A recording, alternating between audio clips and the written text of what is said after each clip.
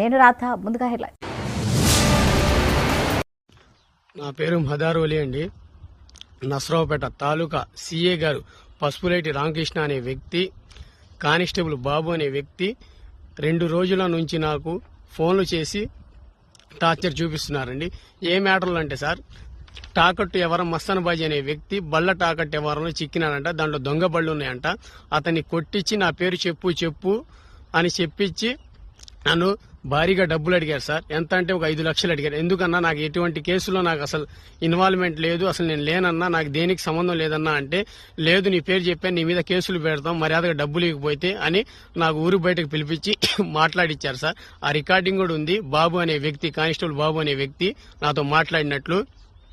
నేను డబ్బులు ఎందుకు ఇవ్వాలన్నా అంత అంటే, నువ్వు ఇవ్వాల్సిందే, లేకపోతే నీ పేరు మీద కేసులు పెడతాం, 12 బళ్ళు రాసాం నీ పేరు మీద, నీ ఇష్టం అబ్బాయి అని చెప్పిండు. నేనైతే రూపాయి కూడా ఏనన్నా